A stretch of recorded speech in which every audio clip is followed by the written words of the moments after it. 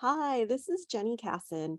I want to share with you some basics about how equity in a corporation works. And I'm going to use an analogy of a piece of manufacturing equipment that manufactures stock.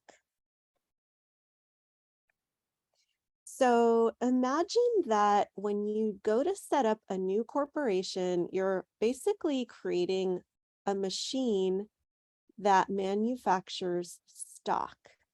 So when you form your corporation, you're forming it with some state government, and you're telling the state government how many pieces of stock you want your machine to be able to produce. Somewhere in your document that you file with the state, it's going to talk about the number of authorized shares for that corporation.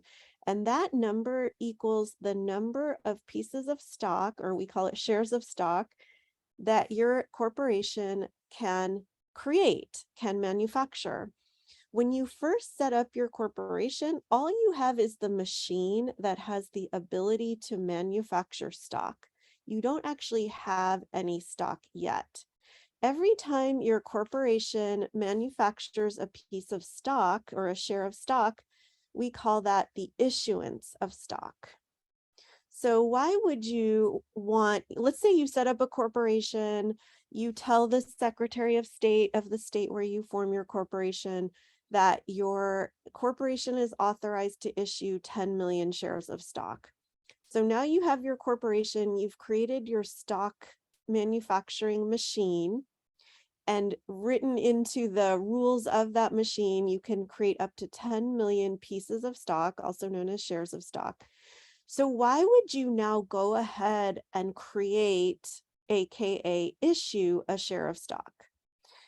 You really would want to do that right away, because the creation of stock is how you show who owns the corporation. Without any stock being issued, there's really no owner of that corporation. So one of the very first things you do when you start a new corporation is you issue someone some stock. And it's totally up to you how many shares of stock, as long as you don't go above that number that you said was the maximum number of shares of stock that that corporation could create. So again, with the example where you have put into your documents that you can produce up to 10 million shares of stock, should you go ahead and issue all 10 million shares? Should you have your machine create all 10 million shares? Probably not. And that's because there's a lot of value in having a machine that's able to create more stock in the future. So you might decide, okay, my machine can create up to 10 million shares of stock. Right now, I'm the only owner. I'm not going to issue myself all 10 million shares, because if I wanted to add someone else as an owner in the future, I wouldn't be able to. So maybe I'll go ahead and issue myself 5.1 million shares of stock. Now, why would I pick that number? It doesn't matter what number I pick. If I'm the only one who owns stock, it doesn't matter if I own one share, 5.1 million shares, 1 million, 50,000. It doesn't matter, because I'm the only person who owns stock. So it absolutely doesn't matter. But I might say, you know what, in the future, I might want to have more people receive shares of stock that will be created by my machine. And I never want there to be a possibility that anyone could ever own more than half of the total number of shares. So you might say, I'm going to go ahead and issue myself 5.1 million, or you could do 5,000,001. Again, it really doesn't matter, and no one can force you to issue more stock than you want to, unless you consciously choose to give someone that right. So even if you have 10 million shares of stock authorized in your document, meaning your machine has the ability to produce up to 10 million shares of stock, it honestly doesn't matter that much how many shares of stock you give yourself, as long as you keep some behind and not produced, because that gives you some ability to do more later if you so choose. You may never choose to do that. You might issue yourself 5.1 million shares, and that may be it. You may never ever use your machine to its full capacity. You might have an additional 4.9 million shares authorized, but never produced by your machine. So you can issue yourself up to the 10 million, but you might not want to, because if you don't, it does give you some flexibility to bring more people on later if you want to. So one thing that a lot of business owners will do is they'll plan ahead what it might look like in the future. So even if I'm the only owner now of stock, I'm the only founder, I'm the only owner, I don't, really know what's going to happen in the future, I might want to create a plan of what it might look like in the future, who might receive shares of stock in the future, because that way I can see what it's going to look like when I do bring on more people who will own stock. I do issue more shares of stock, because the way you determine what percentage of the company a person owns is by taking the total number of stock that that person has and dividing it by the total number of stock that has been manufactured by your machine, i.e. issued. So you might want to plan ahead to make sure that, given what you think might happen in the future, that you issue an amount of stock to yourself up front that makes sense for your overall plan. So here's an example. Let's say my name is Serena Blue, and I start a company called Blueberries for All. And in my founding document, my articles of incorporation or certificate of incorporation, I say I authorize 10 million shares of stock. So that means I have just created this machine that has the ability to create or manufacture 10 million pieces of stock.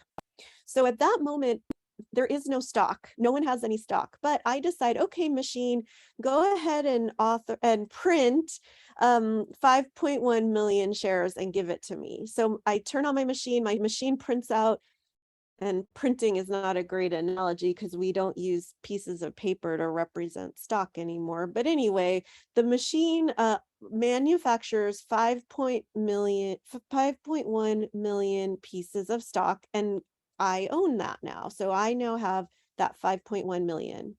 So what percentage of shares do I own?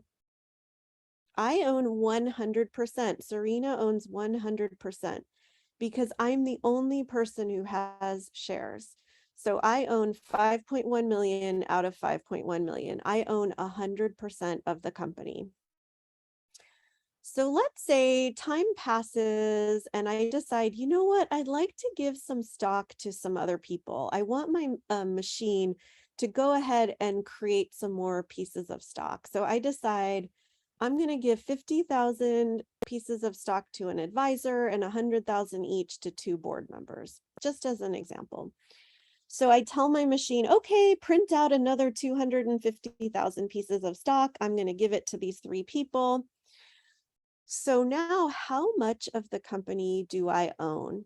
So I have now created an additional 250,000 shares of stock out of the total maximum that the machine can create of 10 million. I now own 95.3%. Serena owns 95.3%, because the total number of shares that now exist that have been created by the machine is 5.35 million. I own 5.1 million because that's the amount I gave to myself in step 1. So now I own 95.3%. Let's say it's a little bit later and I decide, you know what, I want to bring on some investors, and I'm going to give investors stock. And I'm going to go ahead and give investors 1 million shares of stock. I can do that because I still have, I can produce up to 10 million total. So if I give 1 million, if I have my machine print another or manufacture another million, I still have enough capacity in my machine to do that. So I go ahead and I have my machine, manufacture another million, hand that over to the investors. So now the total number of shares that exist in the company that have been created by the machine is 6.35 million. So now I, Serena, own 80.3% because it's the 5.1 million that I gave to myself in the beginning divided by the total amount that have been produced by the machine. So this is basically how dilution works. So hopefully this is starting to make some sense to you when you're trying to figure out how it works to bring on new shareholders and what that does to the percentage ownership of the original founder. Note that Serena is not, the amount of shares that she owns is not changing. When we first started the company, Serena decided to print or manufacture 5.1 million shares, gave that to herself, and that hasn't changed. She hasn't taken her shares and given them to anyone else or sold them to anyone else. She could, but usually that's not how it works. When you want to bring on new shareholders, you just have your machine manufacture more shares. So the shares come from the company, not from people who already own shares. So I just want to add one more little nuance to this, and that is that in the examples I just gave, it was all one class of stock, or we assumed it was all one class of stock, but you can have more than one class of stock. So the stock that you would issue to yourself, Serena would get common stock. That's the name of the stock that a founder gets. You don't have to call it common stock, but that's generally what it's called. Common stock is fairly simple. It just basically represents one unit of ownership in the company, as we discussed. It usually has a voting right, which is the right to have one vote per share of stock. Now, if you bring on other shareholders, you don't have to issue them the same class of stock that you issue to yourself. You could have a class of stock with no voting rights or a class of stock with certain economic preferences. There's all kinds of options available, but no matter what class of stock is, you still calculate ownership in the same way. So if in the example we just gave, in this example, let's say the investors who have this million shares of stock, let's say their million shares of stock is preferred stock, and Serena and the advisor and the two board members have common stock. That does not change the fact that Serena owns 80.3%. So you add all the shares up when you're trying to figure out the percentage ownership of each individual. So I hope this makes sense. Please share any questions or comments, and I'm happy to do my best to answer.